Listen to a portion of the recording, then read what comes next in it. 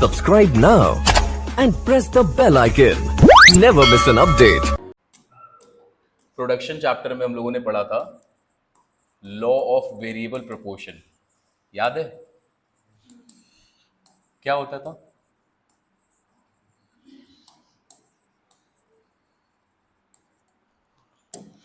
Aastha, law of variable proportion क्या होता था? टॉपिक का नाम ये है marginal revenue marginal cost. Economics में पढ़ा है हम लोगों ने, क्लास 11th में माइक्रो इकोनॉमिक्स। क्या होता है मार्जिनल रेवेन्यू का मतलब?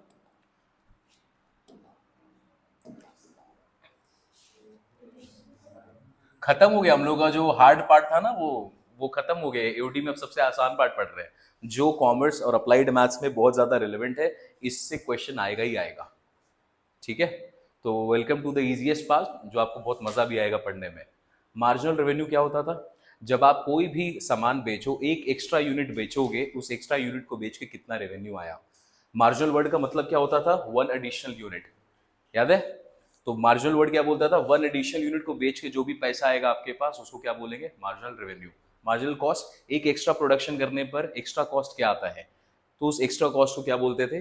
Marginal cost. अब हम लोगों को डिफरेंशिएशन की मदद से ना बेटा निकालने सीखना है कि हम मार्जिनल कॉस्ट को कैसे निकालते हैं और मार्जिनल रेवेन्यू को कैसे निकालते हैं, ठीक है? हम लोग अब अप्लाई करेंगे डिफरेंशिएशन को इन दोनों का वैल्यू निकालने के लिए, ठीक?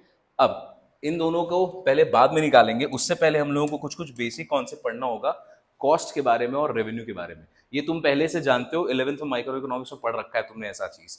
उसको हम लोग थोड़ा सा मैथमेटिकल वे में पढ़ेंगे, सेम चीज पढ़ेंगे, थोड़ा मैथमेटिकल वे में पढ़ेंगे, ठीक है? तो चलो, आज सबसे पहले एक्सरसाइज 6.8 है, वो कॉस्ट पर बेस करेगा। एक्सरसाइज जो 6.9 है वो रेवेन्यू पे बेस करेगा और डिमांड अमाउंट पे बेस करेगा। दोनों कॉन्सेप्ट आपने पहले से माइक्रो इकोनॉमिक्स क्लास 11th में पढ़ा है।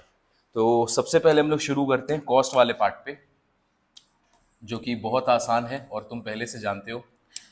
शॉर्ट रन और लॉन्ग रन, दो टाइप का टाइम पीरियड होता था इकोनॉमिक्स में, होता है। शॉर्ट रन में कितने फैक्टर्स होते हैं? दो फैक्टर्स होते हैं। कौन कौन से? Variable factors and fixed factor. और लॉन्ग रन में कितना होता था? सारे के सारे, हाँ, सारे के सारे वेरिएबल होते थे, ठीक है? अगर तुमको प्रोडक्शन बढ़ाना है, एक दिन का मौका मिले, तुम्हारा प्रोडक्शन कैपेसिटी है एक दिन में 500 पीस समोसा का, और एक ही दिन का टाइम मिला, बोलो तुमको 5 लाख पीस डिलीवर करना है, कर पाओगे उस ऑर्डर को फुलफिल? ऑर्डर हाथ से छूट जाएगा। लेकिन आपको बोल दिया अगले साल अनंत अंबानी का शादी का 1 साल बाद फिर से कोई फंक्शन होगा, उसमें आपको 5 लाख समोसा सप्लाई करना है, तो ऑर्डर एक्सेप्ट कर लोगे? कर लोगे। क्यों? सब चीज मैनेज कर लोगे, एक्स्ट्रा गोडाउन लोगे, एक्स्ट्रा कैपिटल रेस करोगे, कुछ ना कुछ करके मैनेज कर लोगे। तो लॉन्ग रन में सारा का सारा फैक्टर क्या होता है? वेरिएबल होता है। तो हम लोग शॉर्ट रन की बात करेंगे। शॉर्ट रन में जब हम कॉस्ट की बात करते हैं तो कॉस्ट कितने पार्ट में डिवाइड होता है? दो पार्ट में। पहला क्या होता था? फिक्स कॉस्ट, और दूसरा वेरिएबल कॉस्ट। तो कॉस्ट अगर आप पूछे, कॉस्ट बोल लो या फिर टोटल कॉस्ट, इसको निकालने का तरीका क्या था? Total fix cost plus total variable cost, ऐसे निकलता था, ठीक है? अब फिक्स कॉस्ट क्या होता है बेटा? कौन बताएगा व्हाट इज फिक्स कॉस्ट? ये क्या होता है? जो आउटपुट के साथ चेंज नहीं होता। तुमने दुकान लिया रेंट पे, पहले दिन से उसका रेंट चालू हो जाएगा, यस और नो?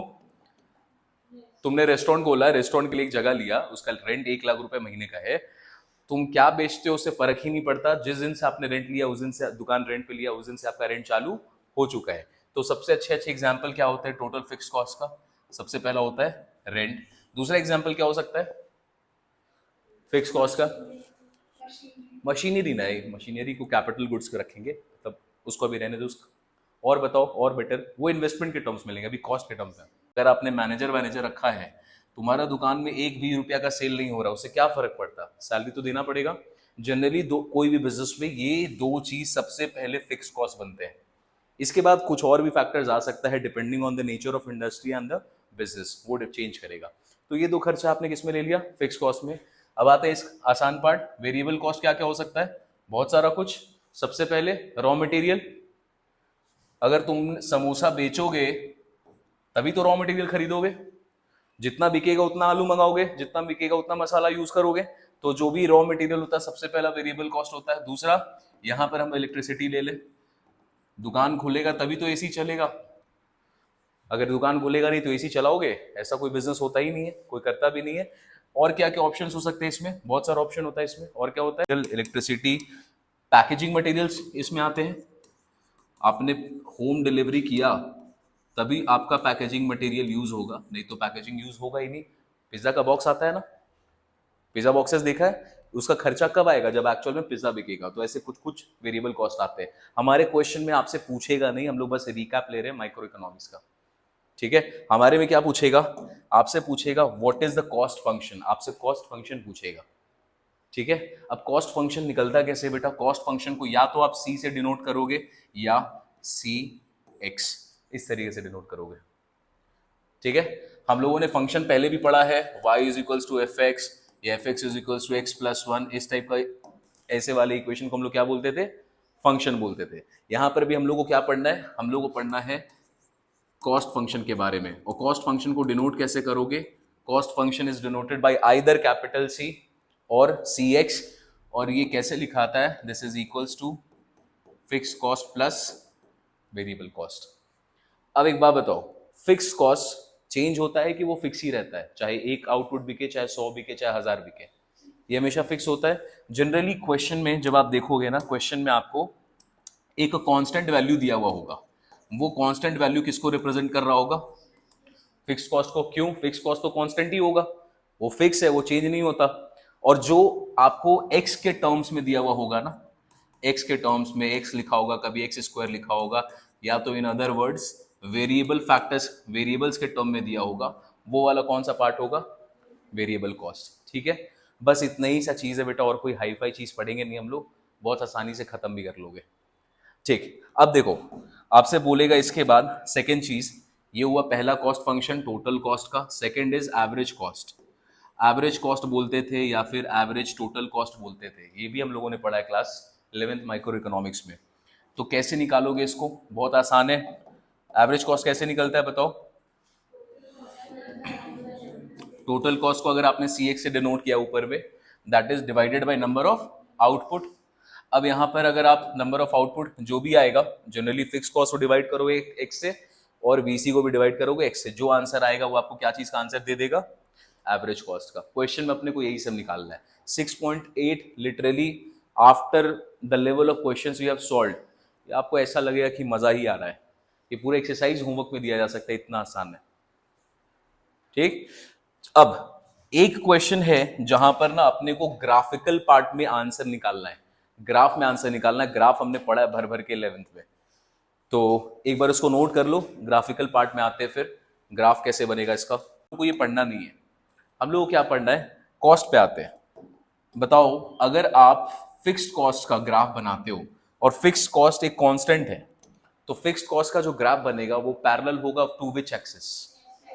अगर आपने आउटपुट को एक्स एक्सिस में रखा है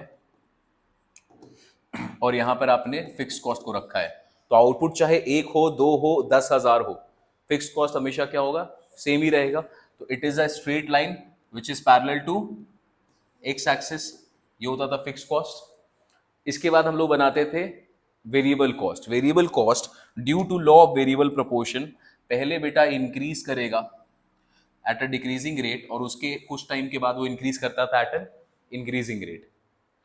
पहले इंक्रीज करेगा एट सर्टेन पॉइंट तक डिक्रीजिंग रेट पे, फिर इंक्रीज करता था इंक्रीजिंग रेट पे, due to which law? Law of variable proportion. तो ये बनता था हम लोग का टोटल वेरिएबल कॉस्ट का ग्राफ। अब बताओ कि total cost is equals to TVC plus TFC. TFC का वैल्यू आपके सामने फिक्स दिया हुआ है, ठीक है। सपोज करो टीएफसी का वैल्यू है 100। अब मैं आपसे पूछता हूं कि टीसी माइनस टीवीसी, इसका वैल्यू क्या हो जाएगा? 100 हो जाएगा। अगर हमने टीएफसी को 100 अज्यूम किया सपोज करो, तो इन दोनों के बीच का डिफरेंस क्या होगा? 100। अब मैं पूछ रहा हूं कि एक ग्राफ है टीवीसी और दूसरा ग्राफ है टीसी। टीसी अभी बनाया नहीं हम लोग। इन दोनों के बीच का जो डिफरेंस है वो हमेशा 100 है। इसका मतलब ये दोनों ग्राफ एक दूसरे के क्या होंगे? हमेशा पैरेलल होंगे। और इनके बीच का डिस्टेंस कितना का होगा? 100, मतलब जो भी टोटल फिक्स कॉस्ट है। इसीलिए जो हम लोग टोटल कॉस्ट का कर्व बनाते हैं, वो स्टार्ट करता है at starting point of fix cost, और ये हमेशा किस तरीके से किस तरीके से जाएगा, पैरेलल टू टीवीसी। ये एक्चुअल ग्राफ है, ठीक है, जो हम लोगों ने इकोनॉमिक्स में पढ़ा है। अपने सिलेबस में आपको जो क्वेश्चन दिया हुआ रहेगा बेटा, वहां पे ना कुछ ऐसा इक्वेशन आएगा, उस इक्वेशन की वजह से there will be change in variable cost and total cost का कर्व। देखो, सबसे पहले बनाओगे टोटल फिक्स्ड कॉस्ट, ये तो आराम से सेम रहेगा, कोई दिक्कत नहीं है। आपको कुछ इक्वेशंस ऐसे आएंगे कॉस्ट कर्व के कि वो लीनियर इक्वेशन होगा। क्या होगा, लीनियर इक्वेशन। जो कॉस्ट कर्व हम लोग पढ़ेंगे, तो सपोज करो ये कॉस्ट कर्व हम लोगों ने पढ़ा, c x is equals to x plus 5, suppose करो ऐसे करके लिखा हुआ है, ध्यान से देखना, c x is equals to कितना लिखा हुआ है, एक्स प्लस 5। इसमें से फिक्स वाला पार्ट कौन सा है, तो ये फिक्स कॉस्ट हो गया मेरा, ये ओके सॉर्टेड। जो भी कांस्टेंट वैल्यू होगा इक्वेशन में वो कौन सा कॉस्ट है, फिक्स कॉस्ट। ये क्या है फिर, वेरिएबल कॉस्ट। अब इसको तुम एक रखोगे तो ये चेंज करेगा, और ये इक्वेशन क्या चीज का, एक स्ट्रेट लाइन का है। ये क्या चीज का इक्वेशन है, स्ट्रेट लाइन का। y is equals to m x plus c, ये क्या चीज का इक्वेशन होता है, स्ट्रेट लाइन का। तो अपने केस में ना, अगर कभी भी कॉस्ट फंक्शन आपको लीनियर इक्वेशन के टाइप में आ जाए, लीनियर फंक्शन के टाइप में, उस केस में जो प्रैक्टिकल ग्राफ बनना चाहिए ऐसा ग्राफ नहीं बनेगा, एक नॉर्मल सा स्ट्रेट लाइन बन जाएगा। क्यों, क्योंकि ये किसका है, ये स्ट्रेट लाइन का इक्वेशन। तो ऐसे क्वेश्चन आएंगे। अब ये आपने बनाया टोटल फिक्स कॉस्ट, ये आपने बनाया टोटल वेरिएबल कॉस्ट। इन दोनों के बीच में पैरेलल डिफरेंस हमेशा किसका होगा, टोटल कॉस्ट का। तो टोटल कॉस्ट यहां से बना दोगे और इसको पैरेलल रखोगे हमेशा to the total variable cost. एक क्वेश्चन हम लोगों के सिलेबस में है जो हम लोग को सॉल्व करना है, इसका ग्राफ भी बनाना है, ऐसा ग्राफ बनेगा। प्रैक्टिकली कैसा ग्राफ बनना चाहिए हमेशा, ये रियल लाइफ में प्रैक्टिकल ग्राफ ऐसा बनता है, ठीक है। तो हमारे पास ग्राफ का क्वेश्चन है, इन दोनों ग्राफ को बना लो। ये टोटल प्रोडक्ट वाला का जरूरत नहीं है अपने को, इसको हटा रहे अभी, जस्ट याद दिलाने के लिए बनवाए थे। ये दोनों ग्राफ जल्दी से बना लो, पढ़ो क्वेश्चन।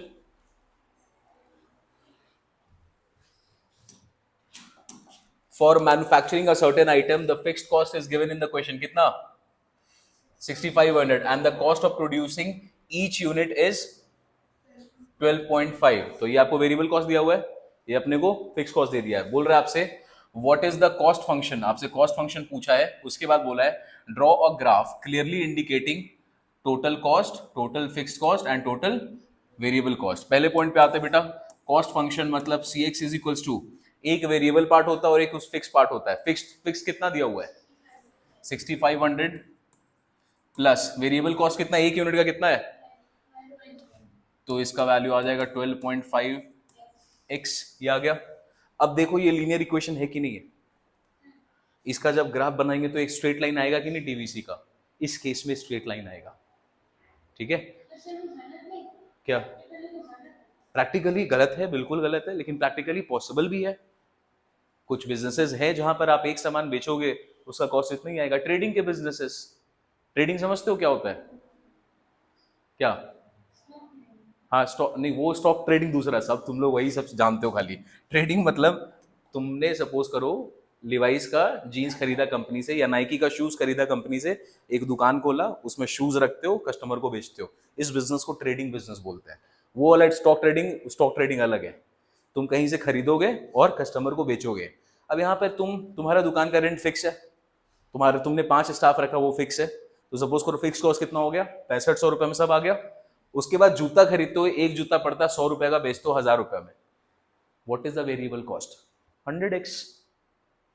एक जूता कितना का पड़ रहा है, 100x, खत्म, पॉसिबल है, ठीक है। चलो अब यहाँ पे ये हो गया खत्म। आपको ग्राफ बनाने बोला बेटा, ग्राफ बनाते हैं।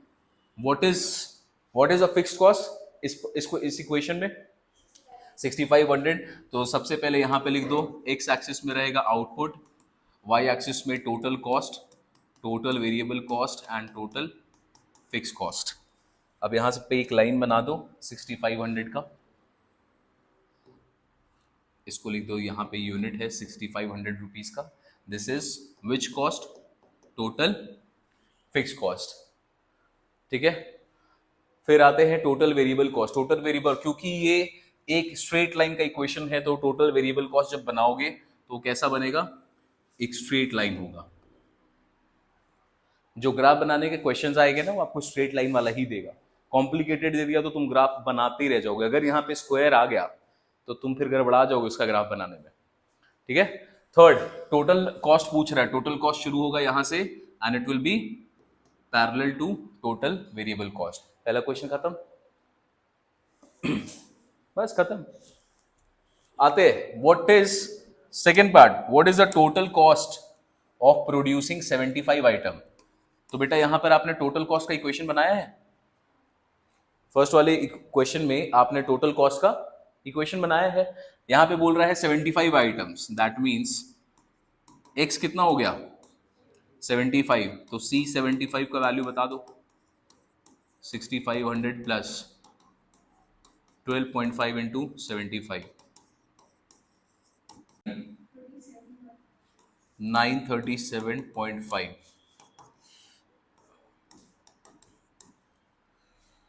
37 9 और 6 74। ठीक है। तो टोटल कॉस्ट ऑफ प्रोड्यूसिंग 75 आइटम बना दिया आप लोगों ने। थर्ड पार्ट पे आओ, what is the average cost of producing 400 item. देखो बाबूस, जब हमारे पास एवरेज कॉस्ट का क्वेश्चन आए तो एवरेज कॉस्ट को आप सिंपली कैसे लिखते हो, CX divided by number of unit. अभी यहां पे देखो ऊपर में CX का वैल्यू कितना है 6500 प्लस ये लिखा हुआ है, इसको डिवाइड कर दो x से, तो ये क्या बचेगा 6500 बाई x प्लस 12.5। कैसे निकलेगा average, total cost divided by number of output. तो यहां पे 6500 डिवाइडेड बाई x तो आ गया 6500 by x, this divide by x तो आ गया इतना पार्ट। इस इक्वेशन को आपने x से डिवाइड कर दिया। अब इसको सॉल्व करो, कितना कितना आइटम बना रहे हो आप 400, तो when x is equals to 400 average cost will be 6500 by 400 plus 12.5, 6500 by 400, ये दिस गया 4 6 4 जा 24.1.25। ठीक है। क्वेश्चन नंबर 2, अच्छी बात पता है क्या है, एओडी से अप्लाइड मैथ्स में ये टॉपिक के आने का चांसेस सबसे ज्यादा है, क्योंकि ये बिजनेस से रिलेटेड वाला कॉन्सेप्ट है। और क्वेश्चन जो आएगा ना वो आएगा जो मेन टॉपिक हम लोगों ने पढ़ा स्टार्ट किया है, और मेन टॉपिक हम अभी भी क्या पढ़ रहे हैं, मेन टॉपिक का नाम क्या है,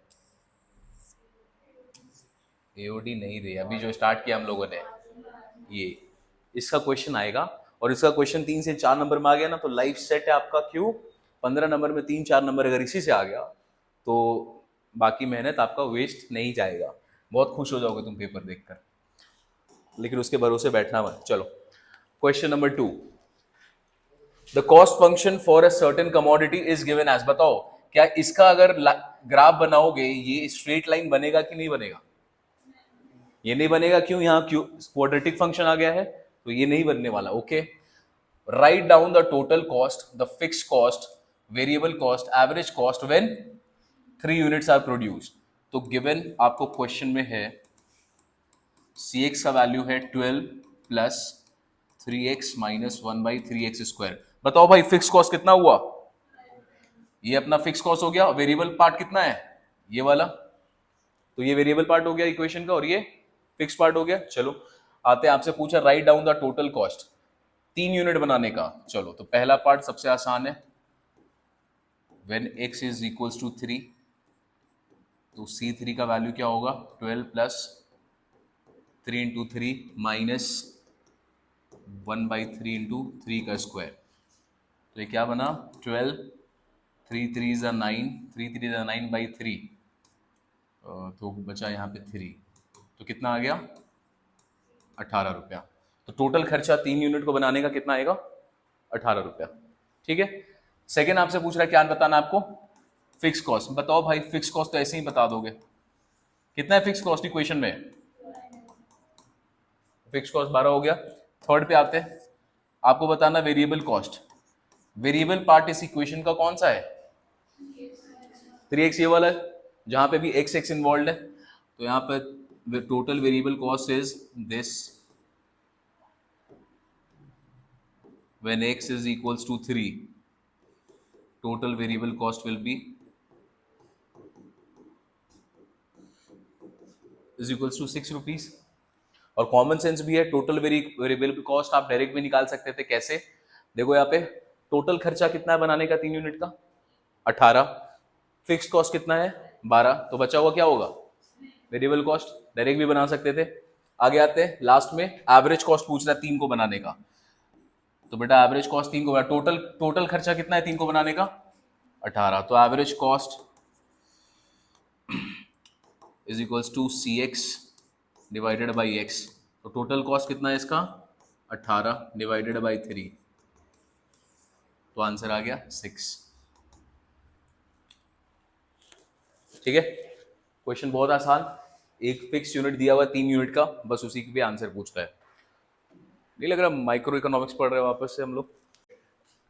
चलो क्वेश्चन नंबर 3 पढ़ो। ऑल क्वेश्चंस हम लोग प्रिपेयर कर रहे हैं मार्जिनल वाले कॉन्सेप्ट को पढ़ने के लिए। Cost of producing 75 units of a commodity is 275। Cost of producing 150 unit of a commodity is 300। बेटा ध्यान से देखो, ये क्वेश्चन आपको तैयार कर रहा है कौन से एक्सरसाइज के लिए, 6.10। 6.10 में क्या पढ़ेंगे हम लोग, marginal cost and marginal revenue at the same time. उसमें ये सब केसेस में कंफ्यूज मत होना, इसलिए अलग से एक्सरसाइज दिया हुआ है इसका।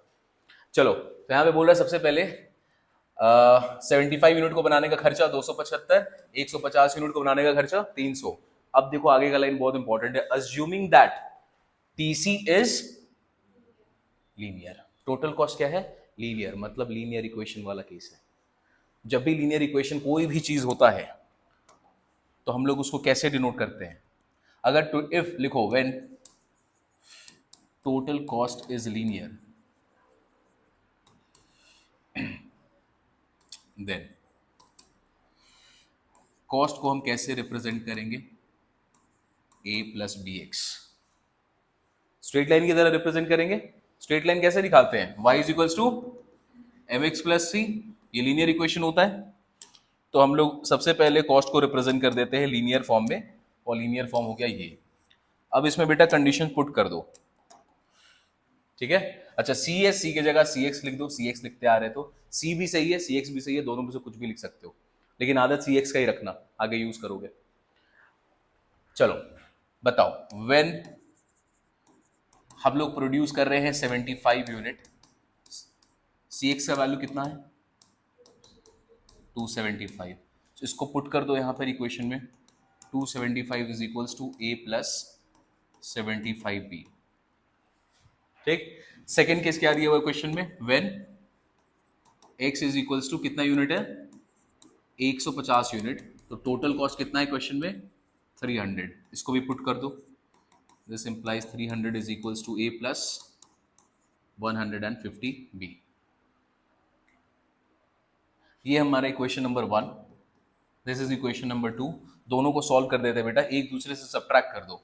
तो सब्ट्रैक्टिंग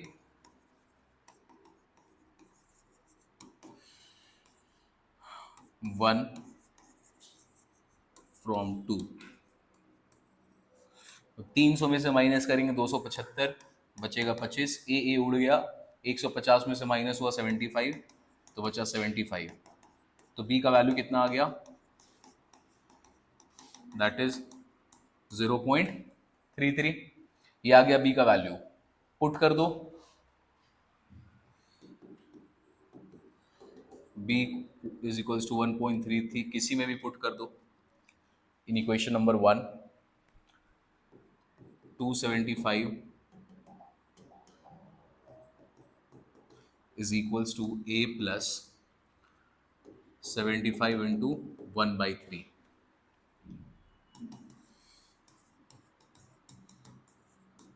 थ्री से कैंसिल आउट करोगे, ये आएगा 25। ए का वैल्यू कितना मिल गया 250। तो what is the required cost function,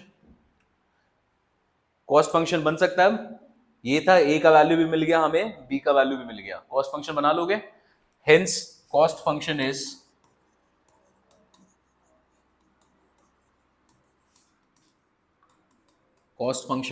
जो आपने यहां पे लिखा है इसको लिख दो, सी एक्स इज इक्वल्स टू ए का वैल्यू है 250, बी का वैल्यू आया है 0.33 इंटू एक्स। और ये बेटा आपका पहला पार्ट ऑफ द क्वेश्चन, यही आपसे सबसे पहले में पूछा है। क्या बताना आपको? Cost function. तो लीनियर का केस आएगा, लीनियर इक्वेशन मतलब स्ट्रेट लाइन का इक्वेशन आपको बना के उसको सॉल्व करना है। ठीक, इसके बाद वाला में देखो अलग अलग केसेस दिए हुए हैं क्वेश्चन में, यहां तक पहुंचो जल्दी से।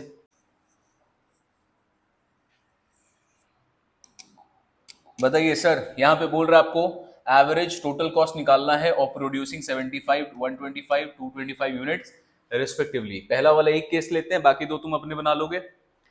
एवरेज टोटल कॉस्ट बताना है भाई। एवरेज टोटल कॉस्ट निकलता कैसे है? सी एक्स डिवाइडेड बाई एक्स से। सी एक्स का इक्वेशन यहां पे है हमारे पास, ये वाली इक्वेशन को डिवाइड कर दो एक्स से, तो ये बन जाएगा 250 बाई एक्स, और ये बन जाएगा 0.33।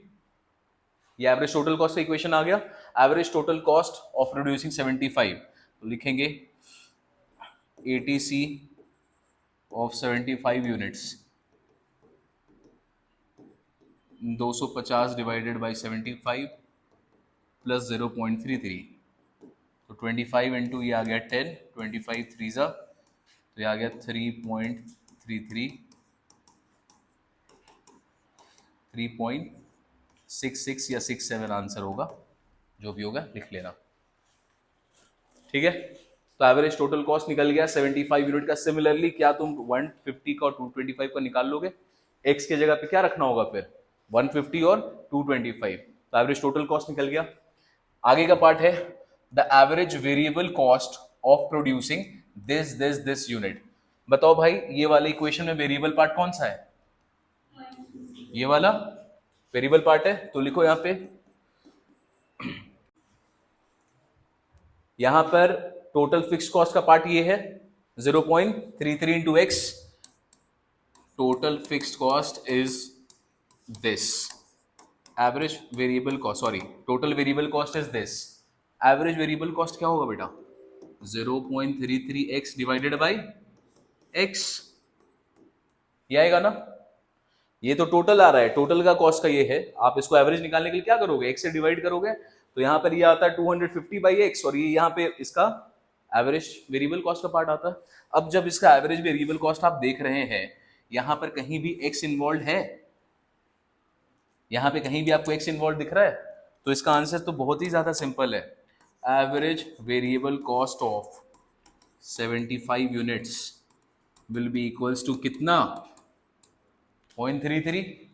एवरेज वेरिएबल कॉस्ट ऑफ कितना दिया हुआ है? 150 यूनिट, कितना? 0.33। Average of 255 unit is what? 0.33। क्यों? एवरेज में तो एक्स है ही नहीं, तो फर्क तो पड़ेगा ही नहीं अपने को। खत्म हो गया ये। चलो लास्ट पार्ट पे आओ, एवरेज फिक्स्ड कॉस्ट। बताइए एवरेज फिक्स्ड कॉस्ट में क्या लिखेंगे?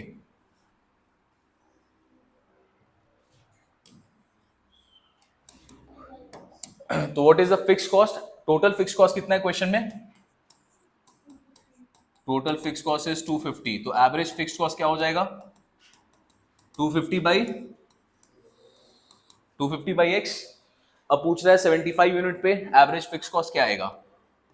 When x is 75 units, average fixed cost will be 250 divided by 75, 25 into 3 into 10, 3.33।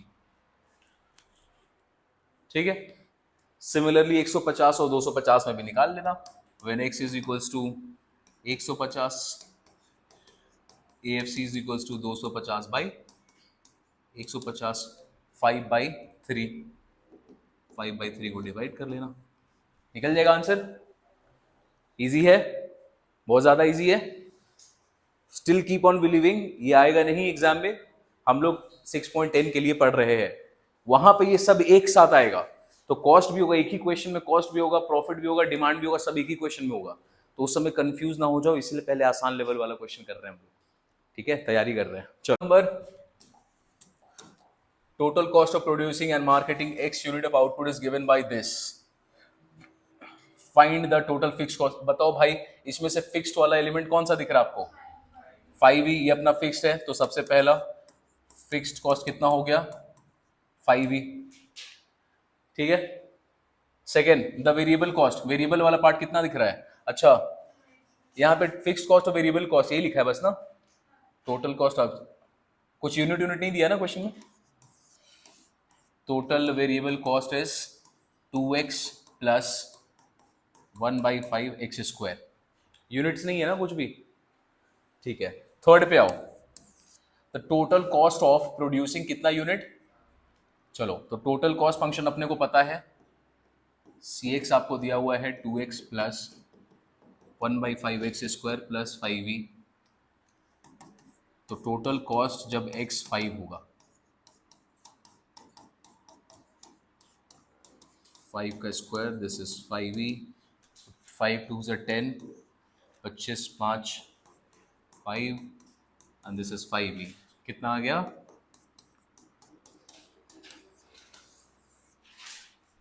ठीक है, लास्ट वाला the average cost of producing 5 unit. तो भाई एवरेज कॉस्ट निकलेगा कैसे?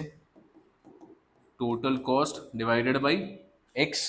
वैसे भी निकाल सकते हो, या तो टोटल कॉस्ट तो तुमने पहले भी निकाल रखा है 5 यूनिट का, उसको डायरेक्टली भी डिवाइड कर दोगे तो भी चलेगा, जैसे करना चाहो वैसे करो। इज इक्वल्स टू दिस, यहाँ से गायब करो भाई, दिस इज x से डिवाइड करोगे, ये बचेगा 2, फिर बचेगा 1/5 इंटू एक्स, और ये बचेगा 5e/x। This implies average cost of 5 units, 2 plus 1/5 into 5, 5e/5। तो ये हो गया 5 5 cancel, this is 3 plus e, खत्म। 6.8 खत्म। अच्छा लगा स्पीड देख के? लेंदी यूनिट इतना जल्दी खत्म हो जाएगा तो मजा आएगा। चलो इसके आगे का टॉपिक हम लोग कॉन्सेप्चुअल पार्ट आज पढ़ लेते हैं, और एक्सरसाइज 6.9 का अगली क्लास में करेंगे। डिमांड क्या होता है?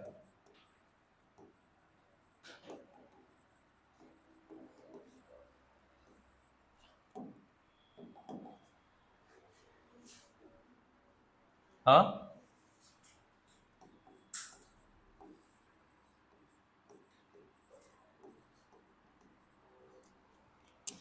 कौन बताएगा व्हाट इज डिमांड?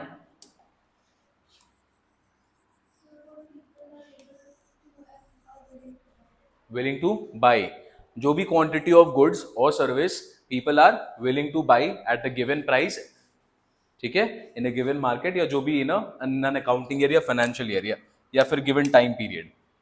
अब हम लोगों ने डिमांड पढ़ा है, डिमांड के बहुत सारे फैक्टर्स होते थे जो डिमांड को इन्फ्लुएंस करते हैं।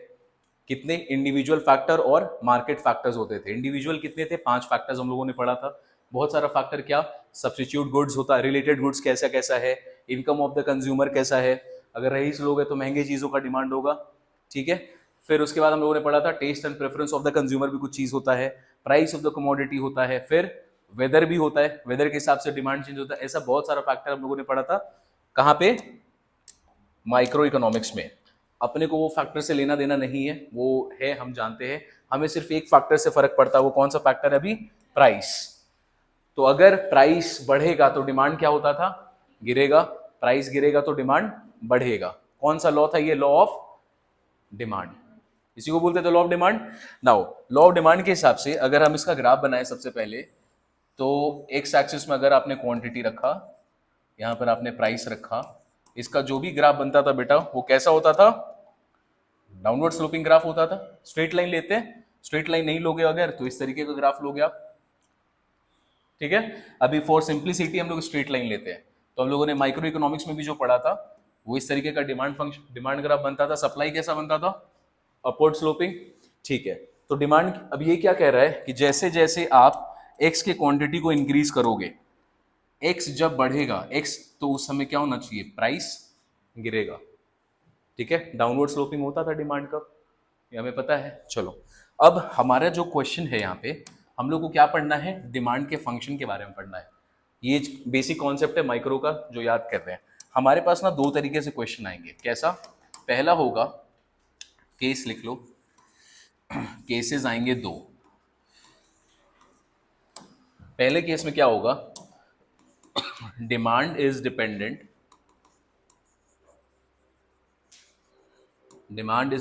ऑन प्राइस, और दूसरा जो फंक्शन दिया रहेगा, price is dependent on demand.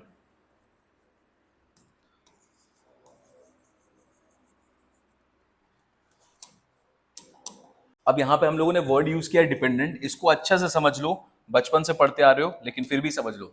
अगर क्वेश्चन में दिया हुआ है F x is equals to 3x plus 2, तो एफ एक्स को हम लोग क्या बोलते हैं, वाई भी बोलते हैं। अगर इसको पढ़ना जानते हो फंक्शन को, तो क्या बोलते हैं, एफ एक्स का वैल्यू डिपेंड करेगा किसके वैल्यू पे, एक्स के वैल्यू पे। ये जानते हैं हम लोग पढ़ना। एफ एक्स का वैल्यू को हम ऐसे भी बोल सकते हैं ना, वाई का वैल्यू डिपेंड करेगा किसके वैल्यू पे, एक्स के वैल्यू पे। तो इसमें डिपेंडेंट वेरिएबल कौन सा हो गया, Y. Y is dependent variable, Y का वैल्यू किस पे डिपेंड कर रहा है, एक्स के वैल्यू पे। एक्स क्या कहलाएगा, इंडिपेंडेंट वेरिएबल, ये हम लोग पहले भी जानते हैं। अब इसी चीज को यूज करते हुए तुम यहां पे यूज करना, कंफ्यूज मत होना, उल्टा मत कर देना गलती से भी। यहां पर देखो क्या बोला है, यहां पे बोल रहा है डिमांड डिपेंडेंट है किस पे, प्राइस पे। तो जब ऐसे लिखेंगे, डिमांड को हम लोग डिनोट कर रहे हैं, एक्स से डिमांड को डिनोट करेंगे और पी से प्राइस को डिनोट करेंगे। जब ये फंक्शन बनाओगे तो फंक्शन कैसा दिखना चाहिए बेटा, इसको खाली समझ लो, ये दोनों उल्टा फंक्शन है, ठीक है। डिमांड इज डिपेंडेंट ऑन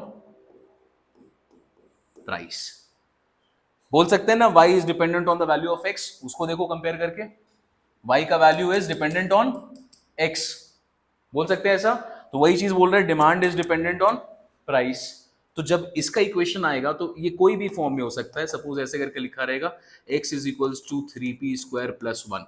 अगर ऐसा इक्वेशन आया है, इसका मतलब x का वैल्यू किस पे डिपेंडेंट है, प्राइस पे, मतलब डिमांड किस पे डिपेंडेंट है, प्राइस पे, मतलब ये वाला केस है।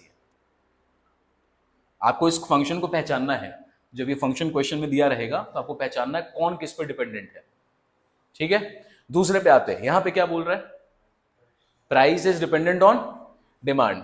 तो price is dependent on demand, लिखेंगे ऐसे, price is dependent on demand. इससे पढ़ कंपेयर करो, y is dependent on x, price is dependent on x, x मतलब डिमांड।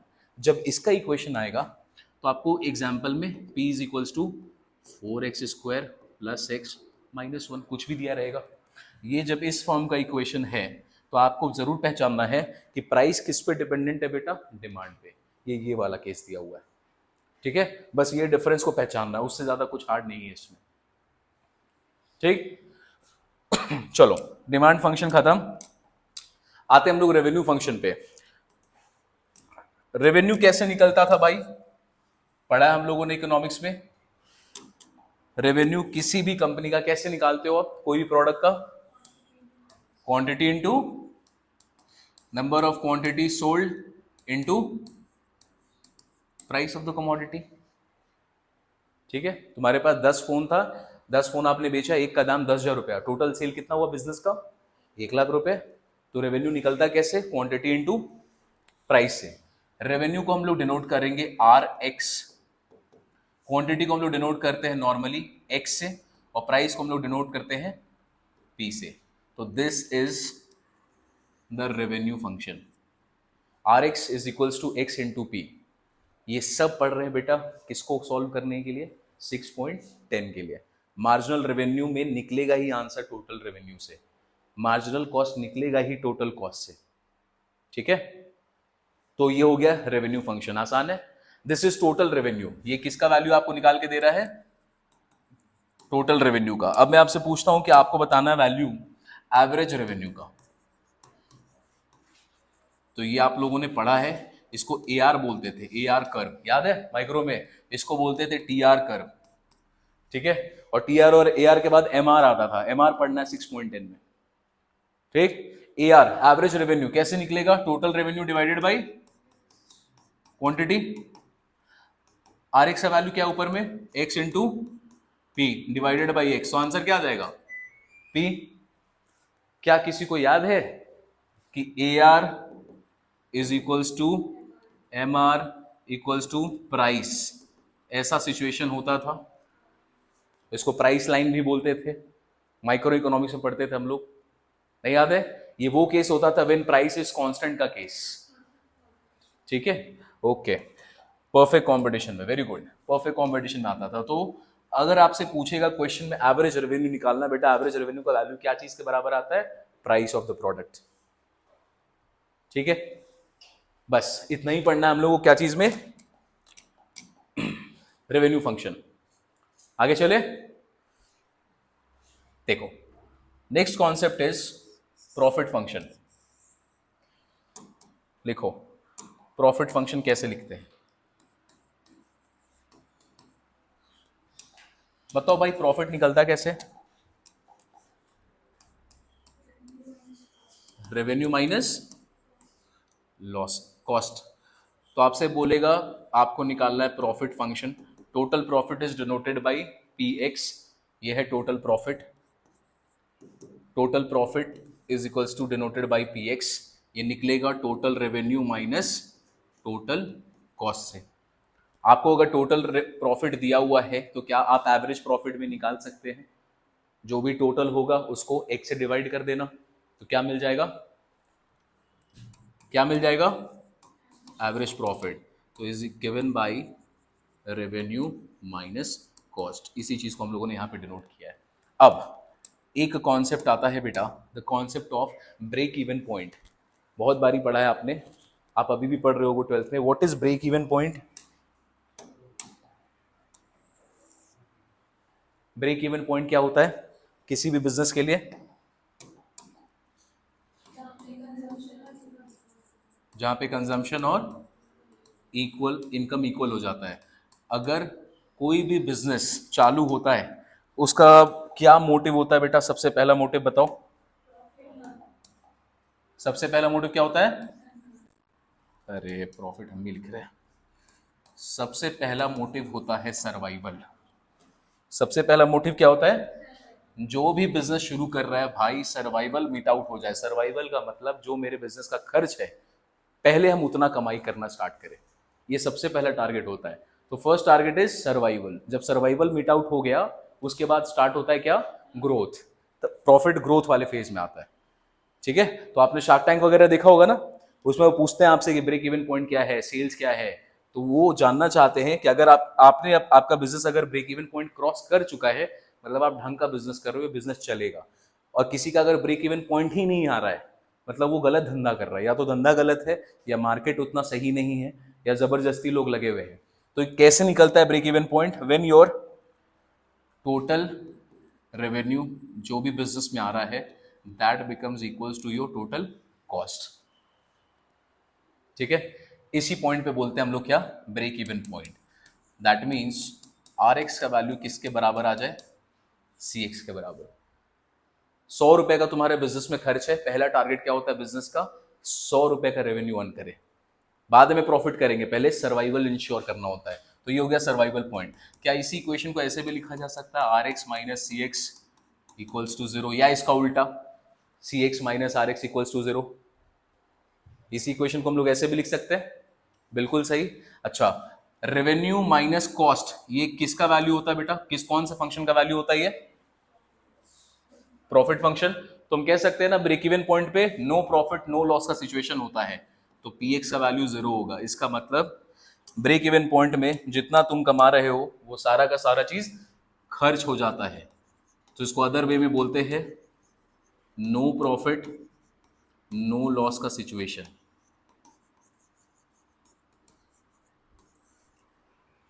तो ये तीन तरीके से, कोई भी तीन तरीके से आप ब्रेक इवन पॉइंट को डिनोट कर सकते हैं। ठीक है, मैथमेटिकली। ये सारा कॉन्सेप्ट हम लोगों ने थ्योरेटिकली पढ़ा है। अगली क्लास में हम लोग कंप्लीट करेंगे इसका एक्सरसाइज 6.9, उसके बाद हम लोग जाएंगे 6.10, जहां पर हम लोग डिफरेंशिएशन को यूज करेंगे। ठीक है, चलो।